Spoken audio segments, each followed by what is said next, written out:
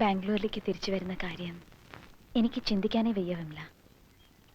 നരനില്ലാത്ത ആ സിറ്റി അതെനിക്ക് വേണ്ട.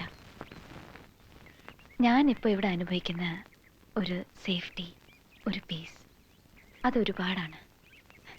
വീണ്ടും ഒരു കുട്ടിക്കാലം തിരിച്ചു കിട്ടിയ പോലെ അമ്മയുടെ മടിയിൽ നമുക്കെല്ലാം ഫീൽ ചെയ്യുന്ന ഒരു സെക്യൂരിറ്റി ഇല്ലേ, ഈ വീട് എനിക്കതാ തരുന്നത്. എത്ര നാളെന്ന് ഞാൻ ആലോചിക്കുന്നേ ഇല്ല. ചിലപ്പോൾ മരണം വരെ, അല്ലെങ്കിൽ ഈ വീട് വിട്ടിറങ്ങുന്നതായിരിക്കും എല്ലാ അർത്ഥത്തിലും എൻ്റെ മരണം. എനിക്ക് മനസ്സിലാവുന്നു നന്ദ. എനിക്കും ഹസൻ ബായിക്കും നിന്നെ സ്നേഹിക്കുന്ന എല്ലാവർക്കും ഇപ്പം സന്തോഷമാണ്. അത് നീണ്ടു നിൽക്കണമെന്നാണ് ഞങ്ങളുടെ പ്രാർത്ഥന. പിന്നെ ഈ വീട് നിന്നെ ഒരിക്കലും നഷ്ടപ്പെടാൻ തയ്യാറല്ലെന്നാ പറയുന്നത്. അമ്മയും വല്യമ്മാവിനും അവരുടെ ഒരു ആഗ്രഹം പറഞ്ഞു. എനിക്കും തോന്നി അങ്ങനെ തന്നെയാ വേണ്ടത്. നീ എന്താ മീൻ ചെയ്യുന്ന? അവരെന്ത് പറഞ്ഞു എന്നാ? അവർക്ക് നിന്നെ ഉണ്ണിയും ഒന്നിച്ചു ചേർക്കാനാ പ്ലാൻ. വിമല, നീ എന്താ പറഞ്ഞത്? എന്താ വിമല, നിനക്കെല്ലാം അറിയാവുന്നതല്ലേ? നരന്റെ സ്ഥാനത്ത് അതെങ്ങനെ കഴിയും? മറ്റാരും അല്ലല്ലോ, ഉണ്ണിയല്ലേ എന്ന് കരുതി? കാഴ്ചയിലെ സാമ്യത്തിനപ്പുറത്ത് അവർ രണ്ടും രണ്ടല്ലേ? നോക്കൂട്ടി, നീ പെട്ടെന്നൊരു തീരുമാനത്തിലെത്തണമെന്ന് ഞാൻ പറയില്ല. പക്ഷേ ഈ വീട്ടിൽ നീ ഇപ്പൊ അനുഭവിക്കുന്ന മനസമാധാനവും സന്തോഷവും അതെന്നും നിലനിൽക്കാൻ പതുക്കെ സമയമെടുത്ത് നീ ചിന്തിച്ചു നോക്ക്. ഈ വീട്ടിലെല്ലാവരും നിന്റെ തീരുമാനത്തിന് വേണ്ടി കാത്തിരിക്കുകയാണ്. അല്ല, സമയം പോയി, പുറപ്പെടണ്ടേ? ഓ, ഞാൻ എല്ലാവരെയും കണ്ടെന്ന് യാത്ര പറഞ്ഞിട്ട് വരാം. ബാംഗ്ലൂരിൽ നിന്ന് എന്റെ കൂടെ വന്ന നന്ദയാണോ ഇത്? ഒരുപാട് മാറിയില്ലേ? ഉവ് പറഞ്ഞു, ഉണ്ണിയാണ് ഇതിന്റെ പുറകിലെന്ന് അമ്മ പറഞ്ഞു. ആ,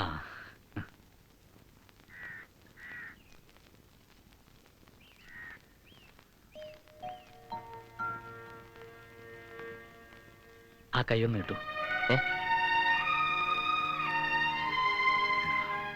എന്താ ഇത്? നരേന്ദ്രന് കൊടുത്ത സമ്മാനമാണ്. ഇനി അത് ഈ വെള്ളി കിടക്കട്ടെ.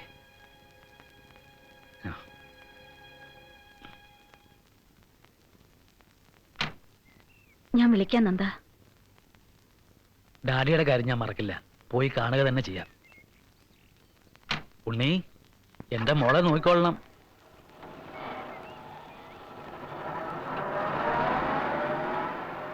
നല്ല സ്നേഹമുള്ള മനുഷ്യൻ. അപ്പുവായിട്ടുള്ള ബന്ധം കൊണ്ടായിരിക്കണം. അതായത് കണ്ടോ, ഇതെനിക്ക് തന്നിട്ട് പോയി. അപ്പുവിനെ കൊടുത്തതായിരുന്നു അത്രേ. കിടക്കട്ടെ, അവന്റെ ഒരു ഓർമ്മയായിട്ട് വരലി കാണാമല്ലോ.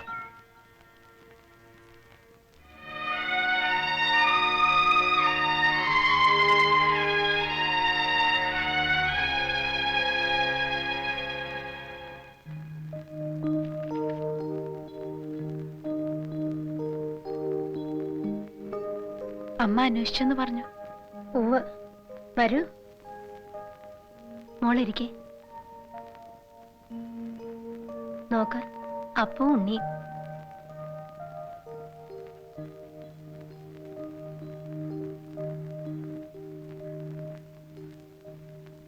ഒന്നിനെ അങ്ങ് നേരത്തെ കൊണ്ടുപോകുന്നുള്ളത് കൊണ്ടായിരിക്കാം ഭഗവാൻ ഇങ്ങനെ രണ്ടാളെ ഒരേപോലെ സൃഷ്ടിച്ചത്.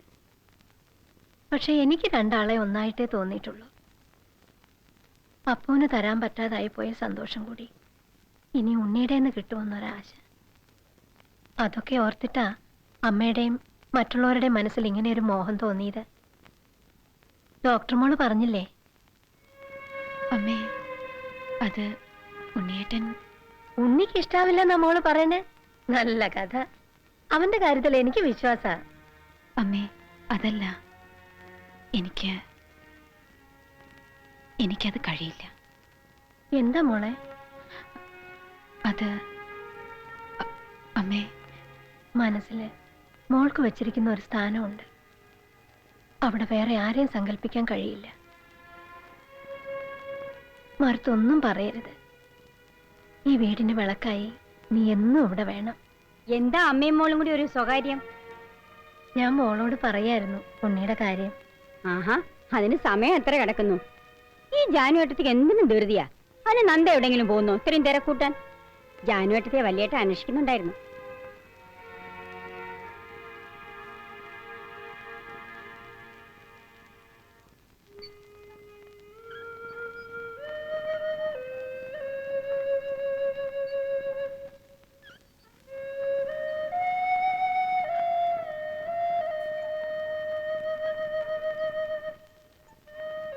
മോളെന്താ ഇവിടെ തനിച്ചിരിക്കണേ? ഇരുന്നോളൂ. വേണ്ട. അവളൊരു പാവാ. ജാനുവേ, എന്തെങ്കിലും ഇത്തിരി മതി മനസ്സ് കലങ്ങാൻ. ഇനിയിപ്പോ ഉണ്ണി ഒരുത്തനല്ല അവൾ പ്രതീക്ഷകൾ മുഴുവൻ വെച്ചിരിക്കുന്നത്. അവനൊരു വിവാഹം കഴിച്ച് ഭാര്യയും കുഞ്ഞുങ്ങളൊക്കെ ആയിട്ട് സന്തോഷമായിട്ട് കഴിയുന്ന കാണാനാ അവൾ ജീവിച്ചിരിക്കുന്നത് തന്നെ. മോളെ കണ്ടിട്ടാണ് ഈ ആശകളെല്ലാം. വല്യമ്മാവ, മോഹിക്കുമ്പോഴൊന്നും നടക്കില്ല എന്നൊരു തോന്നലുണ്ടായാൽ മതി അവൾ തകരാൻ. അത് താങ്ങാനുള്ള ശക്തി എനിക്കുമില്ല. മോക്ക് മനസ്സുകൊണ്ട് ഇങ്ങനൊരു കാര്യവുമായി പൊരുത്തപ്പെടാൻ ഇത്തിരി സമയമെടുക്കുമെന്ന് എനിക്കറിയാം. എന്നാലും അവിടെ അച്ഛൻ്റെ സ്ഥാനത്ത് നിന്നുകൊണ്ട് തന്നെ പറയാണ്, അതില് തെറ്റൊന്നുമില്ല. സമ്മതം എന്നൊരു വാക്ക് മതി. അപ്പുവിനെ ഓർത്ത് ഇന്നും കണ്ണീരൊഴുക്കുന്നവർക്ക് കണ്ണടയുന്ന കാലം വരെ മനസ്സമാധാനം ഉണ്ടാവും.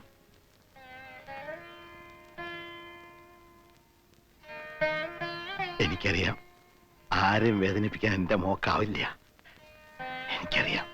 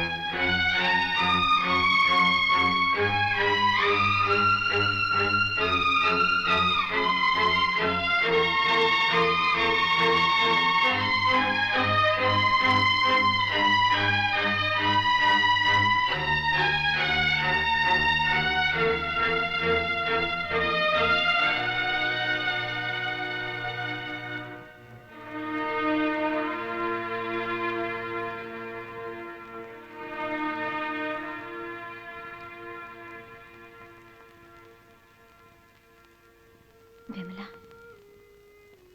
നീ അടക്കം എല്ലാവരും എന്താണ് എന്നോട് ആവശ്യപ്പെടുന്നത്? നരന്റെ സ്ഥാനത്ത് ഞാൻ മറ്റൊരാള്? ഇല്ല, എനിക്ക് കഴിയില്ല വിമല. പക്ഷേ ഒരു സത്യം ഞാൻ നിഷേധിക്കുന്നില്ല. ഇന്ന് ഞാൻ ജീവിച്ചിരിക്കുന്നത് ഉണ്ണിയേട്ടൻ്റെ മുഖം, ആ മുഖം കണ്ടുകൊണ്ടിരിക്കുന്നത് കൊണ്ടാണ്.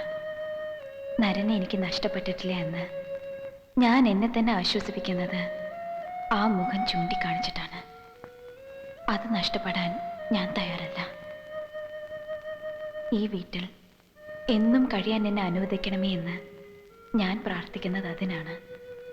പക്ഷേ അതിന് നിങ്ങളെല്ലാം പറയുന്ന ഈ ഒരു വഴി മാത്രമേ ഉള്ളൂ. എനിക്കറിയില്ല, ഞാൻ കൺഫ്യൂസ്ഡ് ആവുന്നു. എനിക്കൊന്നും മനസ്സിലാവുന്നില്ല.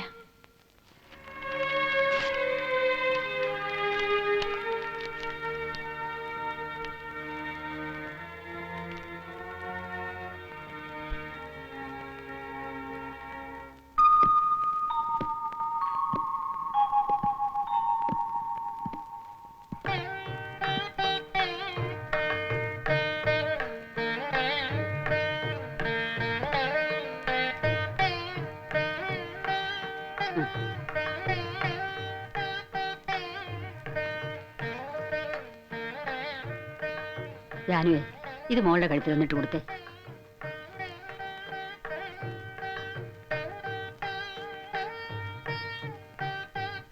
സന്തോഷായി എനിക്ക്. അപ്പൂന്റെ ഉണ്ണിയുടെയും ഭാര്യമാരായി വരുന്ന കുട്ടികൾക്ക് വേണ്ടി അമ്മ സൂക്ഷിച്ചു വെച്ചിരുന്നതാ 2 കാശുമാല. അതിലൊന്നും നന്ദമോളുടെ കഴുത്തിൽ ചേരണമെന്ന് തന്നെയാ വിധി. ഇനിയുള്ള ഒരു മാല ഉണ്ണി ഇവളും കൂടെ ഒരു പെൺകുഞ്ഞിനെ എന്റെ കൈ തരുമ്പം അവൾക്ക് കൊടുക്കാനുള്ളതാ. എന്നിട്ടേ എന്റെ കണ്ണടയും.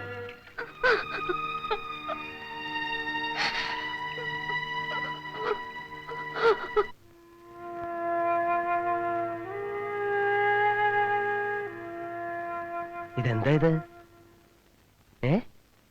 ഒരു നിമിഷം ഞാൻ പകച്ചു. മച്ചിലിരിക്കുന്ന ഭഗവതി ഇറങ്ങി വന്നാണെന്ന് വിചാരിച്ചു. ശ്രീത്വം എന്ന് പറയണത് മുഖത്തുനിന്ന് കോരിയെടുക്കാം. ഒന്ന് തൊഴുതോട്ടെ ദേവിയെ.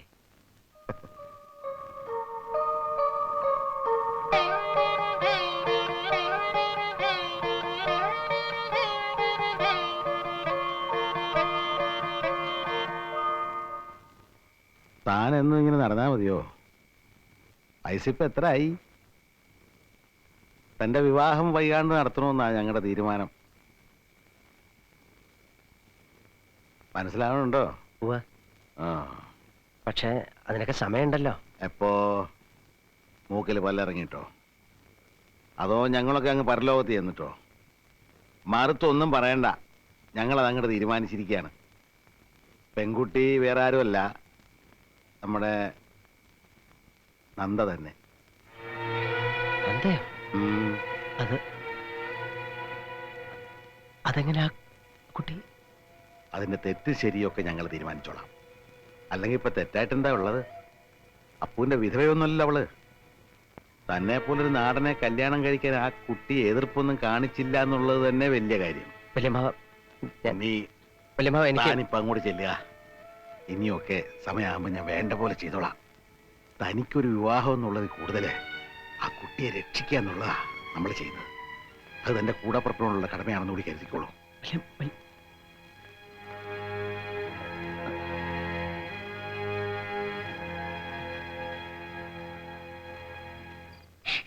നിനക്ക് എന്താ കുട്ടിയെ ഭ്രാന്തുണ്ടോ? ഞാൻ ഇതിനെ തിരയാൻ സ്ഥലം ബാക്കിയില്ല. ഒടുക്കം നോക്കുമ്പോഴല്ലേ പുളിപ്പോലയിൽ ഒന്നിരുന്ന് നിലവിളിക്കുന്നു. എന്താന്ന് ചോദിച്ചിട്ട് മിണ്ടുന്നില്ല.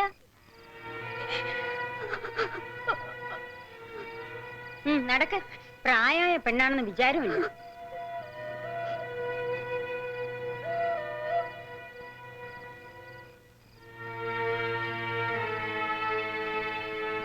ഉണ്ണി, നീ എന്തായി പറയണേ? ഞങ്ങളെല്ലാം ഇത്ര ആശിച്ച് അവളെ ഒരു വിധത്തിൽ പറഞ്ഞ് സമ്മതിപ്പിച്ചിട്ട് ഒടുക്ക നിനക്ക് വയ്യാന്ന് പറഞ്ഞ? എനിക്ക് ആ കുട്ടി അങ്ങനെ കാണാൻ കഴിയില്ല. അതെന്താ അമ്മ മനസ്സിലാക്കാത്ത? അങ്ങനെ മനസ്സിൽ തോന്നിയെന്ന് പോലും അറിഞ്ഞ അപ്പൂന്റെ ആത്മാവ് പൊറുക്കോ നമ്മളോട്? അവൻ ഇഷ്ടാവേ ഉള്ളൂ. അവക്കൊരു ജീവിതം കൊടുക്കുകയല്ലേ. അത് നടക്കില്ല അമ്മേ. എന്തുകൊണ്ടാണെന്ന് എനിക്ക് അറിയേണ്ടത്. കാരണമുണ്ട്, ഒരുപാട് കാരണമുണ്ട്. ഉണ്ണി പറയ്, എന്താ നിന്റെ മനസ്സില്? നീ ഇങ്ങനെ അറുത്തു മുറിച്ചങ്ങ് പറയാൻ? അമ്മേ, ഞാൻ മോഹം കൊടുത്ത് എന്നെ മാത്രം വിശ്വസിച്ച് കാത്തിരിക്കുന്ന ഒരു പെൺകുട്ടിയുണ്ട്. എനിക്കൊരു വിവാഹം ഉണ്ടെങ്കിൽ അത് അവളുമായിട്ടേ ഉണ്ടാവും. ആരാ അത്? പറയൂ ഉണ്ണി. ഭദ്ര. എന്താ എന്താ നീ പറഞ്ഞേ? സത്യമാണ് അമ്മേ, എനിക്ക് അവളെ ചതിക്കാൻ കഴിയില്ല. എന്റെ ദേവി, ഇക്കാരം പറയാ നീ? ബാല്യക്കാരി പെണ്ണിനെ കല്യാണം കഴിച്ച എല്ലാവരുടെയും മുഖത്ത് കരിവാരി തേക്കാനാ നിന്റെ ഭാവം? നടക്കില്ല ഉണ്ണി, നടക്കില്ല. അമ്മേ, എല്ലാം എനിക്കറിയാം. പക്ഷെ തറവാടിന്റെ സൽപ്പേരിനേക്കാളും ആരുടെ അഭിമാനത്തെക്കാളും എനിക്കിപ്പോ കാര്യം ആ പാവം പെൺകുട്ടിയുടെ ജീവിതമാണ്. ഓർക്കാൻ വയ്യാത്ത നാണക്കേടായി തോന്നുകയാണെങ്കിൽ ഞാൻ അവളെ വിളിച്ചോണ്ട് എങ്ങോട്ടെങ്കിലും പൊയ്ക്കോളാം. പാല് തന്ന കൈക്ക് തന്നെ കൊത്തിയല്ലടി. സകലരെയും മാനം കെടുത്താനായിട്ട് ഒരുമിട്ട് ഇറങ്ങിയിരിക്കാ നീ. മിണ്ടട്ടാ, കൊത്തി അരിയാനുള്ള കലി വരണുണ്ട് എനിക്ക്.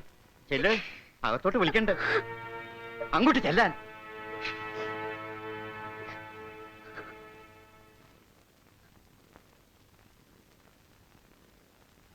എന്താ കുട്ടിയെ കേക്കണേ?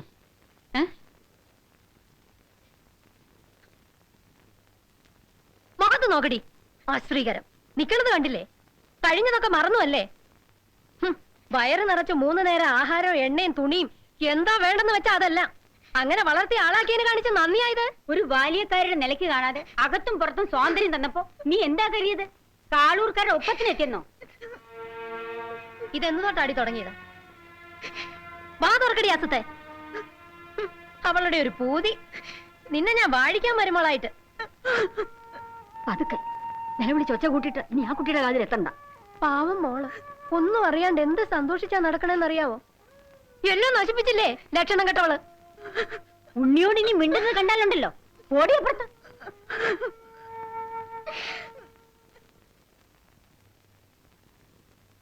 വലിയേട്ടനോടൊന്ന് ചോദിക്കട്ടെ, ഇനിയിപ്പോ എന്താ വേണ്ടെന്ന്.